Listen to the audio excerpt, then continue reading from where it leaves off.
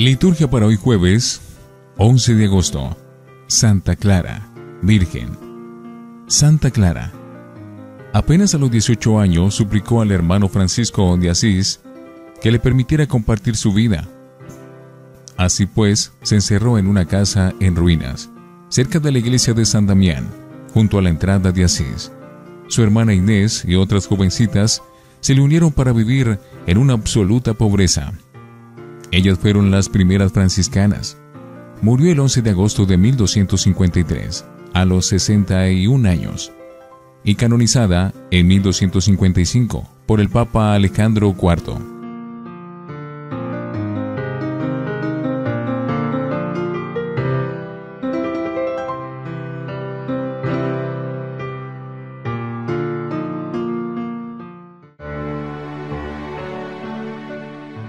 Antífona.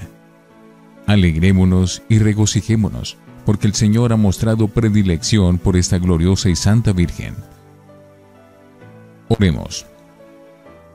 Oh Dios, que misericordiosamente condujiste a Santa Clara al amor por la pobreza, concédenos por su intercesión seguir a Cristo en pobreza de espíritu y llegar a contemplarte en el reino celestial. Por nuestro Señor Jesucristo, tu Hijo. Primera lectura de la profecía de Ezequiel, capítulo 12, versículos 1 al 12. Me vino esta palabra del Señor: Hijo de Adán, vives en la casa rebelde, tienes ojos para ver y no ven, tienen oídos para oír y no oyen. Pues son casa rebelde. Tú, hijo de Adán, prepara el ajuar del destierro y emigra a la luz del día, a la vista de todos. Emigra a otro lugar, a la vista de todos, a ver si lo ven, pues son casa rebelde. Saca tu ajuar como quien va al destierro, a la luz del día, a la vista de todos, y tú sal al atardecer, a la vista de todos, como quien va al destierro. A la vista de todos, abre un boquete en el muro y saca por allí tu ajuar. Cárgate al hombro tu equipaje, a la vista de todos. Sácalo en la oscuridad, tápate la cara, para no ver la tierra, porque hago de ti una señal para la casa de Israel. Yo hice lo que me mandó, saqué mi ajuar como quien va al destierro, a la luz del día, al atardecer, abrí un boquete en el muro. Lo saqué en la oscuridad, me cargué al hombro el equipaje, a la vista de todos. A la mañana siguiente, me vino esta palabra del Señor: Hijo de Adán, ¿no te ha preguntado la casa de Israel, la casa rebelde, qué es lo que hacías? Pues respóndeles: esto dice el Señor. Este oráculo contra Jerusalén va por el príncipe y por toda la casa de Israel que vive allí. Di: soy señal para ustedes. Lo que yo he hecho, lo tendrán que hacer ellos. Irán cautivos al destierro. El príncipe que vive entre ellos se cargará al hombro su equipaje. Abrirá un boquete en el muro para sacarlo, lo sacará en la oscuridad, y se tapará la cara para que no lo reconozcan. Palabra de Dios. Te alabamos, Señor. Salmo 77. No olviden las acciones de Dios. Tentaron al Dios Altísimo y se rebelaron, negándose a guardar sus preceptos. Desertaron y traicionaron como sus padres, fallaron como un arco engañoso. No olviden las acciones de Dios. Con sus altosanos lo irritaban, con sus ídolos provocaban sus celos. Dios lo oyó y se indignó, y rechazó totalmente a Israel. No olviden las acciones de Dios. Abandonó sus valientes el cautiverio, su orgullo a las manos enemigas, entregó su pueblo a la espada, encolerizó contra su heredad. No olviden las acciones de Dios. Aleluya, aleluya, aleluya. Haz brillar tu rostro sobre tu siervo, enséñame tus leyes. Aleluya, aleluya, aleluya. Del Santo Evangelio según San Mateo, capítulo 18, versículo 21, y capítulo 19, versículo 1. En aquel tiempo, se adelantó Pedro y preguntó a Jesús: Señor, si mi hermano me ofende, ¿cuántas veces le tengo que perdonar? ¿Hasta 7 veces? Jesús le contesta: no te digo hasta 7 veces, sino hasta 70 veces 7. Y a propósito de esto, el reino de los cielos se parece a un rey que quiso ajustar las cuentas con sus empleados. Al empezar a ajustarlas, le presentaron uno que debía 10,000 talentos. Como no tenía con qué pagar, el Señor mandó que lo vendieran a él con su mujer y sus hijos y todas sus posesiones, y que pagara así. El empleado, arrojándose a sus pies, le suplica diciendo: ten paciencia conmigo y te lo pagaré todo. El Señor tuvo lástima de aquel empleado y lo dejó marchar, perdonándole la deuda. Pero al salir, el empleado aquel encontró a uno de sus compañeros que le debía 100 denarios y agarrándolo lo estrangulaba, diciendo: págame lo que me debes. El compañero, arrojándose a sus pies, le rogaba diciendo: ten paciencia conmigo y te lo pagaré. Pero él se negó y fue y lo metió en la cárcel hasta que pagara lo que debía. Sus compañeros, al ver lo ocurrido, quedaron consternados y fueron a contarle a su señor todo lo sucedido. Entonces el Señor lo llamó y le dijo: siervo malvado, toda aquella deuda te la perdoné porque me lo pediste. ¿No debías tú también tener compasión de tu compañero como yo tuve compasión de ti? Y el Señor, indignado, lo entregó a los verdugos hasta que pagara toda la deuda. Lo mismo hará con ustedes mi Padre del cielo, si cada cual no perdona de corazón a su hermano. Cuando acabó Jesús estas palabras, partió de Galilea y vino a la región de Judea, al otro lado del Jordán. Palabra del Señor. Gloria a ti, Señor Jesús. Oremos. Te pedimos, Señor, que recibamos los frutos de la ofrenda que te presentamos, para que, ejemplo de Santa Clara, purificados de nuestra antigua condición pecadora, nos renovemos espiritualmente. Por Jesucristo nuestro Señor. Antífona. Las 5 vírgenes prudentes se proveyeron de aceite junto con las lámparas. A medianoche se oyó una voz: ya viene el esposo, salgan al encuentro de Cristo, el Señor. Oración después de la comunión. La sagrada comunión del cuerpo y la sangre de tu unigénito nos aleje, Señor, de las cosas pasajeras, para que podamos, a ejemplo de Santa Clara, crecer en sincera caridad durante nuestra vida y disfrutar la visión de la eternidad en el cielo, por Jesucristo nuestro Señor.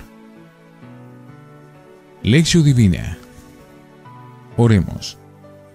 Te bendecimos, Señor, porque en Cristo crucificado nos muestra todo el amor, perdón y misericordia que abriga tu corazón de Padre hacia nosotros. Tú nos dijiste que nos perdonemos como tú nos perdonas, es decir, sin número de veces ni medida para el perdón. Amén. Lectura. Hasta 70 veces 7. El pasaje evangélico de hoy cierra el discurso eclesial de Jesús, Mateo 18, en el que el Señor expone las actitudes propias del discípulo que vive en comunidad. Como venimos viendo estos últimos días, humildad y atención al hermano más débil, corrección fraterna y perdón de las ofensas. El tema es introducido por la pregunta del apóstol Pedro: Señor, si mi hermano me ofende, ¿cuántas veces le tengo que perdonar? ¿Hasta 7 veces? Sin duda, se refleja aquí la casuística de las escuelas rabínicas, que señalaban límites al perdón según el ofensor fuera la esposa, el hijo o uno cualquiera. Con su respuesta, al igual que en el discurso del monte, Jesús rompe los viejos moldes. No te digo hasta 7 veces, sino hasta 70 veces 7. Es decir, siempre, sin límite ni medida. Para mostrar gráficamente esta afirmación, expone a continuación el Señor la parábola del deudor despiadado, a quien el rey perdona por completo una deuda astronómica, cuando él solo pide un aplazamiento de la misma. Lo sorprendente viene después, cuando el empleado absuelto no es capaz de perdonar una minucia a un compañero suyo, por lo cual el rey le retira el perdón y lo condena al castigo. La conclusión de la parábola contiene su enseñanza básica. Lo mismo hará con ustedes mi Padre del cielo, si cada cual no perdona de corazón a su hermano. Oímos aquí un eco de la bienaventuranza. Dichosos los misericordiosos, porque ellos alcanzarán misericordia. Dios no nos perdona si nosotros no perdonamos al hermano. Su perdón se condiciona al que nosotros damos a los demás. Es lo que Jesús nos enseñó en el Padre Nuestro y lo que repetimos continuamente a Dios.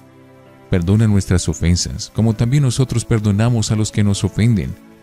Nosotros somos ese deudor insolvente ante Dios, que no obstante nos perdona toda nuestra deuda porque hemos sido redimidos y rescatados a precio por la sangre de Cristo. Sin embargo, es un perdón de alguna manera condicionado.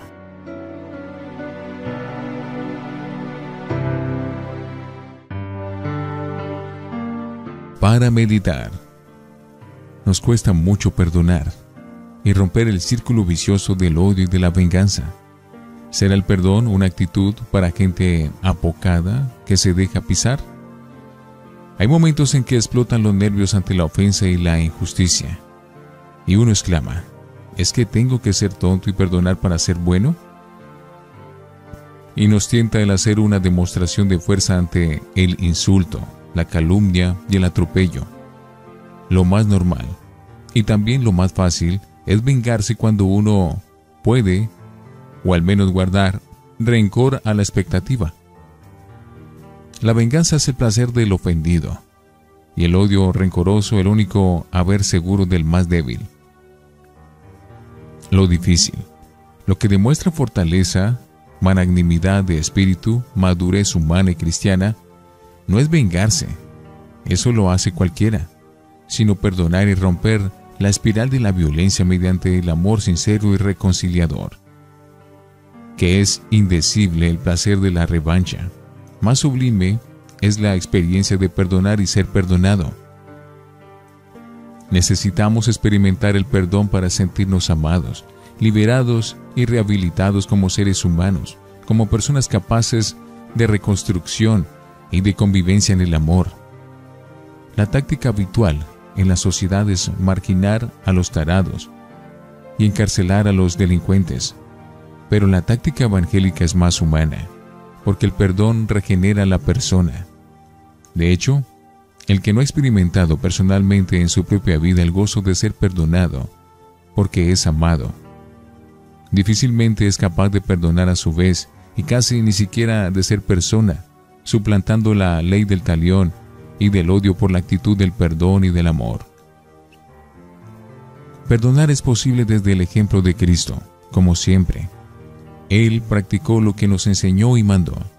Estando Jesús para morir en la cruz, víctima del odio mortal de sus enemigos, teniendo el poder suficiente para confundirlos, no obstante, optó por hacer justicia a lo divino, es decir, perdonando y venciendo el mal con el bien. Su ejemplo lo han seguido los aristócratas del espíritu, que son los santos, la flor de la humanidad. Y lo podemos seguir cada uno de nosotros con la ayuda de lo alto, con la fuerza del espíritu del amor y reconciliación. Reflexionemos. ¿A qué punto se encuentra nuestra capacidad de perdón? ¿Somos conscientes de que primero hemos sido objeto de la infinita misericordia y bondad del Señor? Oremos. Señor, enséñanos a vivir según tu Espíritu cada día, de tal suerte que nuestro perdón a los hermanos sea para los demás un signo de tu amor y de tu reino. Así merecemos heredar la bienaventuranza de Cristo. Dichosos los misericordiosos, porque ellos alcanzarán misericordia. Amén.